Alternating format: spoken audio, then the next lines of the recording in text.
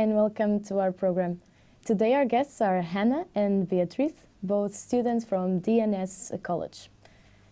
We are going to learn more about their farms investigation here in Denmark, so stay with us for that. Thank you for coming, Hannah and Beatrice. Thank you so much for joining us. How are you feeling today? Good, thank you. What about you, Beatrice? Everything good? Yes, thank you so much for having us. Yes, of course, our pleasure. So you had this adventure of going around some farms around Denmark. So what is this about?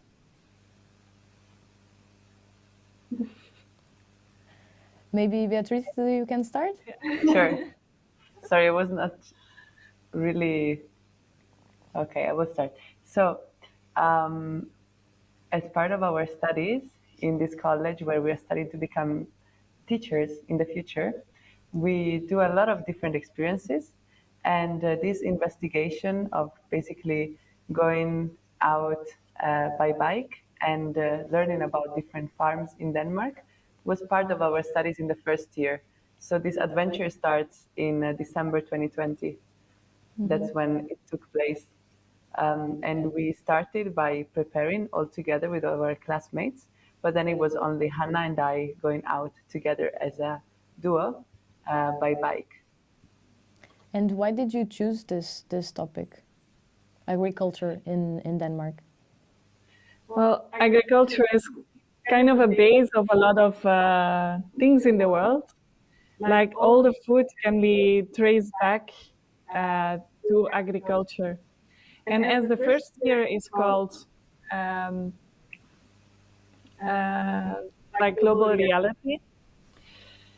Sorry, it's because of the echo. Because the first year is called global reality, and a lot of things are connected in the world around agriculture. There is this aspect that was necessary to investigate. Yeah. And what about the other people that did this project? Yes. So as a whole class, we decided together to try out this experience, and we divided in different duos and trios so that we could all have a partner to support us. And we all, in that week that we traveled, we all investigated about Danish farms. But we all took it in different perspectives and with different methods also and different travels.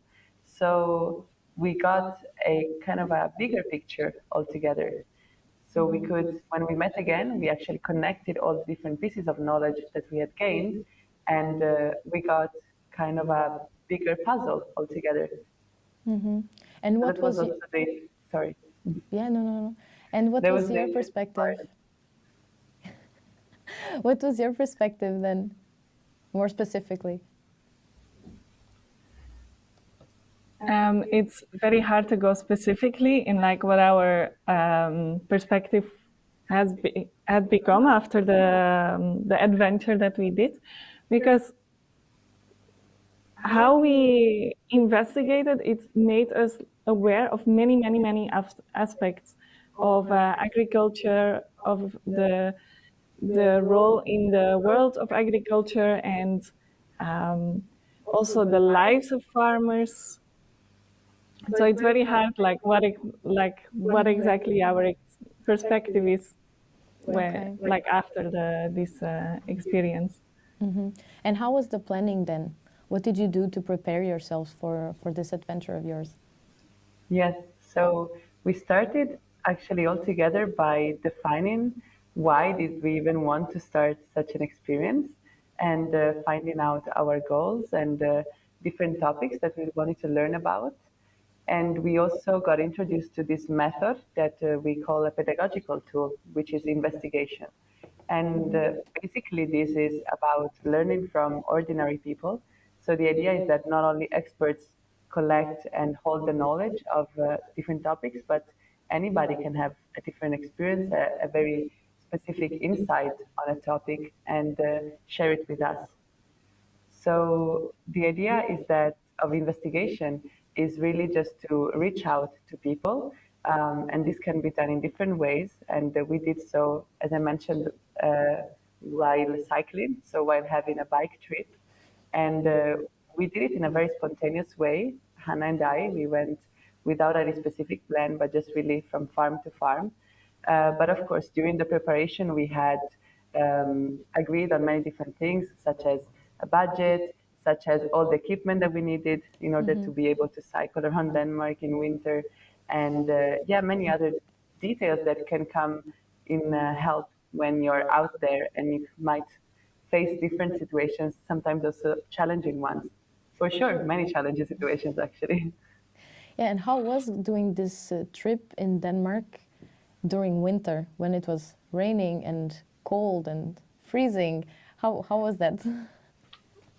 Challenging is the word. I think there were many times that like you question yourself when you're in the rain in Denmark in the cold. I bet it was freezing at some point. It was snowing. Um, you ask yourself, why the hell am I doing this? And then also it was not just winter, it was still in the beginning of the corona pandemic. So it was extra challenging, as in like you are also asking a lot from people because we are asking to be hosted. And maybe the cold might have even helped us because they might have pitied us. Um, like it might have been that, like, for example, farmers where we would knock, they wouldn't want to host us, but they were very willing on helping us find someone who would, calling other farmers that they know to see if they maybe have the possibility or more the openness for it. Um, and maybe it was because were so wet in our clothes and we were like, we are doing a farm investigation. Yeah, so Can you help? actually, what did you say to people? What was, how did you introduce this project? Yeah, so I think that our confidence in introducing ourselves and the project itself during the week for sure increased. Like the very first day, we weren't really very sure on what exactly we should share with this person we were meeting, and I think that we used a lot of words and a lot of long paths in order to arrive actually at the message of what we wanted to ask and communicate. But I would say that usually our interaction with these people would include presenting ourselves and what was the aim of this travel. So about learning about different Danish farms and the agriculture in general. And then we would also say that we like to experience things in order to learn them, and that we are starting to become teachers. So they would get us an insight on what would be then the outcome of this project in a way. And of course, then there was the part of asking, can you also host us, apart from showing us around in your farm? And I think that in the beginning, that can be very awkward in a way, but then it becomes easier and easier. And I would say that by the end of this travel, we were very comfortable in asking that. And I think that also after this travel, I'm generally way more comfortable in just approaching people on the streets. Would you like to add something to that, Anna? No, I very much agree with what Beatrice is saying. Yeah, it makes me more confident in very uncomfortable situations in general. Like I see the sense why we did it. Like maybe not at the point you are there, but then like when you're like you grow so much as a person afterwards, you see why you went through this hell in a way of Danish winter. And how do you think that the pandemic affected this experience of yours? Did you feel like it affected how people were receiving you in their place, for instance? Well, I think that for sure, the pandemic kind of influenced the very first in reaction of people, because I think that many of them felt a bit unsafe about hosting some strangers. But on the other hand, we also had a plan on how to also respect other people's will and boundaries of, for example, wearing a mask when we were indoor in their houses, or disinfecting after ourselves. And we always had a talk with the people we met about which measures they wanted to include in our interaction in order to feel safer. And I would say that it worked out. We also kind of wanted to prove that social distancing and physical distances are two different things, because there was a lot of this rhetoric of saying, no, we need to keep social distance. But we wanted instead to keep the physical distance in order to prevent the spread of the virus. But we didn't want to keep the social distance in the sense of socially interacting with others and and sharing. And what about the planning of the things that you were going to do at the farm? So you said it was very spontaneous. You were just going around and asking people. But what did you prepare in advance to talk to or about with farmers? What were the topics that you chose?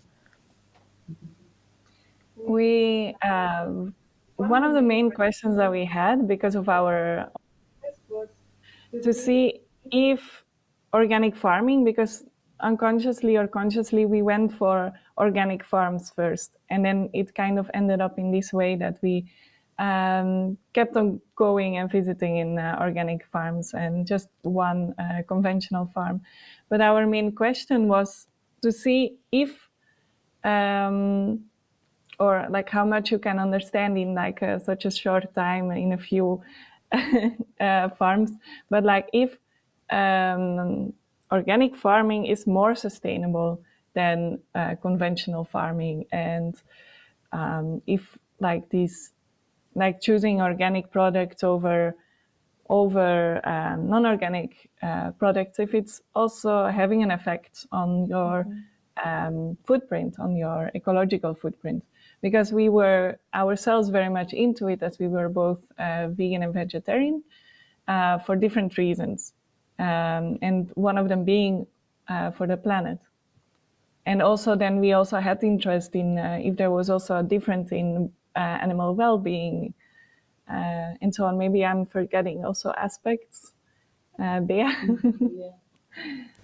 I think that, we started with this trying to understand also what is the reality of organic farms. And I want to mention that we somehow specified into dairy farms. It was at first like just what we found on the road, literally, but then we tried to also keep this line. And so we visited 3 different dairy farms. And the very first thing that we wanted to understand better was, what is life like in a farm like that, and from the people point of view and from the animal point of view. And then I would say that also by gaining different experiences and meeting different farmers, we developed different questions, because then we realized how much even just a little farm in the middle of Jutland is connected to the global market. So then there's so many other topics that come up. And you in total visited 4 farms, correct? Yes. I was actually thinking last night that it were more, because we also visited friends' farms. To like, some people took us to farms when they were like starting up the farm. I think it was like the 2nd or 3rd farm we visited. They kind of like introduced us more and like, look, this is how you set up a farm, because their son or daughter was like starting their own farm, so they were helping out. So it was also an interesting aspect to see. But yes, 4 farms, 2 organic, 1 conventional, and 1 biodynamic farm. And what is this? Can you like explain briefly from what you learned and what you experienced there? What is this biodynamic farm? Yeah, sure. So I also want to mention that it's actually like from our experience what we saw, and I wouldn't like to like generalize to all that is biodynamic, but we definitely got very excited about it, because we thought it's kind of another level after, like, beyond the organic farming. Because what we experienced was that the farmer who was working in this farm. And instead of being a dairy farm, it was mainly focused on vegetable production. In this farm, there was a lot of awareness about the regeneration of the soil and keeping the soil very rich and fertile, and a big emphasis also on the biodiversity. So having a big variety of plants and animals that were not used for production, but rather for their manure, so like to fertilize the land. And going a bit more, zooming out a bit, biodynamic, I would say that it's a method and also kind of a set of ideas and values that can be applied on farming, but also on the nutrition and other aspects of life. And they originated from Rudolf Steiner, who was a philosopher and thinker, and from whom also the Waldorf school, for example, originated. So in a way, it is also a combination of very precise scientific knowledge that you can apply on agriculture, but putting in also a bit of more what is like spirituality or like a more holistic approach to it, I would say. So when you started this adventure, you were trying to analyze more like conventional and organic, and then this third option popped up. Do you think that this would be more of a solution than the other two, or more sustainable, a more sustainable solution? Yeah, I would think so, because it has more attention to the soil, more than just doing farming without synthetic pesticides and synthetic fertilizers. It goes beyond organic. It goes to really attention to giving nutrition to the soil, which is important for having also nutritious foods. And it goes a long way. And also when we got to experience, for example, biodynamic milk as well, even though the biodynamic farm that we visited did not make their own milk. The farmer himself, he was very enthusiastic about having also in his house biodynamic milk from other farms. And it's funny, we have tasted like of all the farms, we have tasted their milks, and then we also tasted like biodynamic milk. And like an observation was that it's more tasty. And I think it very much goes together with nutrition, the taste of vegetables, of milk products, because healthy cows make healthier milk. So I would say it's more sustainable, as well as like soil health is very important for the environment. Healthy soil can absorb more carbon. I'm not scientifically like maybe with the right words, but it can absorb more carbon. I think it is from the Carbon dioxide? from the atmosphere, and it can hold more. And while this is also one of the carbon footprint issues of farming, is that when you plow the land, a lot of carbon is lost. A lot of carbon goes into the air, and this is, for example, a big thing where there is a solution in biodynamic farm. Is there is like more attention to the soil. Okay, and you decided to document this whole adventure through pictures and audio files, right? Why did you choose these two media? So it was really the aim to kind of give an insight into farms. Not many people know about like what the sounds are. Not a lot of people enter farms at all. So it's kind of to give insight without giving all the information. I thought that was for me the most important part of it. Maybe Bea wants to add more. Yeah, we also were challenged by our teachers and classmates to make some sort of a product out of our investigation. And since Hannah and I are both quite comfortable and like to take pictures, we thought that we would like to start from that, but we also thought that we wanted to include these sounds. And we realized actually on the way that farms are actually way more calm and silent than we expected to. And it is also part of the well-being of the animals, to not stress them, for example. And so we decided that we wanted to take pictures and audios, but we didn't know exactly how to use them in the end. But the idea of collecting the material on the way was very important in order to then be able to actually create a product. And it then developed into this gallery that we exposed in Aarhus and in other occasions too. And yeah, the idea was to invite the audience to have a little journey inside the many farms that we visited.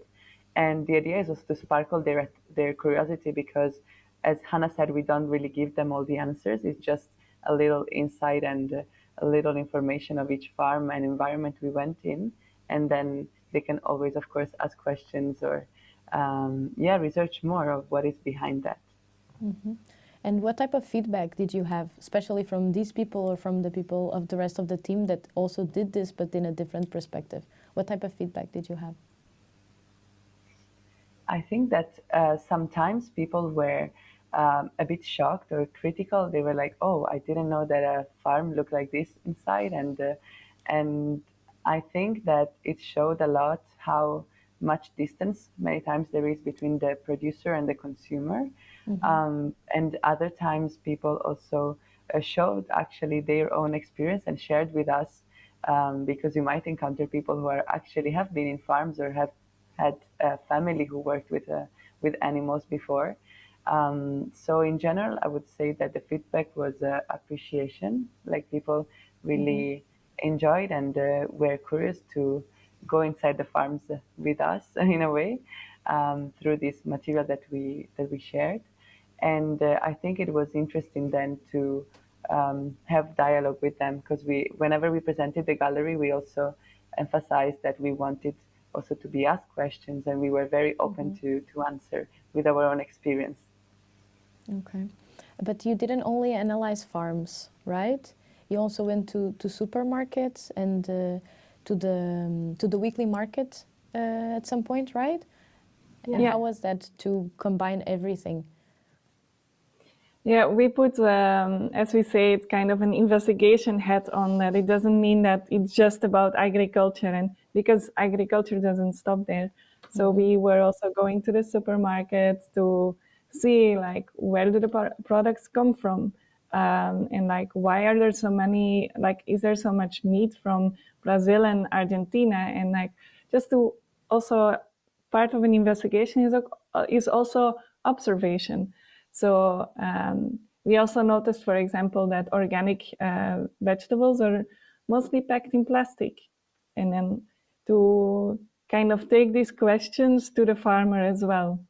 How come this, how come that? And like the different labels on milk, for example, is it just greenwashing? Like, for example, you have the label in Denmark about, like, with 3 hearts and then saying like the animal well-being.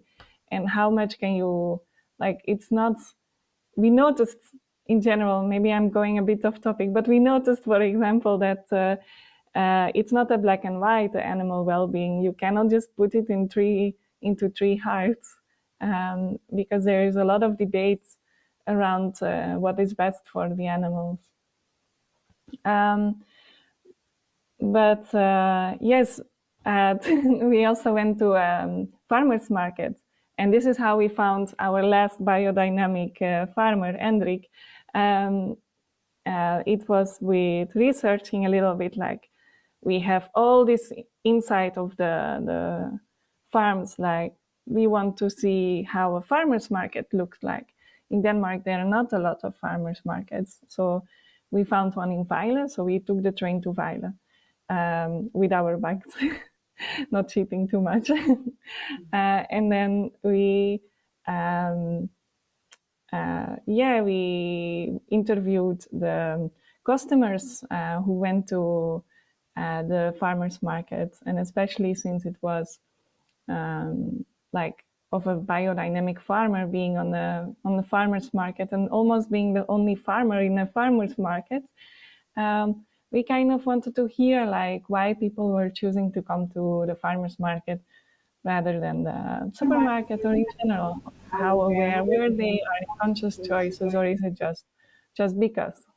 And yeah, it was just another side of agriculture that we wanted to investigate, using also not going to only farms. I just have a small question about something that you mentioned before, about the organic product being wrapped in plastic more often, and then you took that question to the farmer. What was the answer? Yeah, so the answer was that usually the organic products in the supermarket are less bought than other products. So or in general, they need to be traced somehow. So the farmer that we talked to about this situation that we have with like lots of containers or like plastic wraps, was that it is in a way also a solution in order to trace these products, and also in order also to preserve them better. So we also got also the positive sides of this. And then when talking more like with customers, for example, at the farmers market, many of them showed a lot of awareness about the use of plastic, the exaggerated use of plastic that we have nowadays. And they were themselves concerned with this. So they would bring their own bags, and they would make sure not to create useless waste. So I think that it is interesting also to always analyze the situations in like from all the different perspectives of it. Yeah. Well, unfortunately, we have run out of time, but this was lovely. Thank you so much for joining us and for sharing your adventure with us. Thank you so much for this interview and hearing us. Of course. Yeah, thank you so much for your time and energy. It was a real pleasure. Thank you. And thank you for staying with us. See you next time.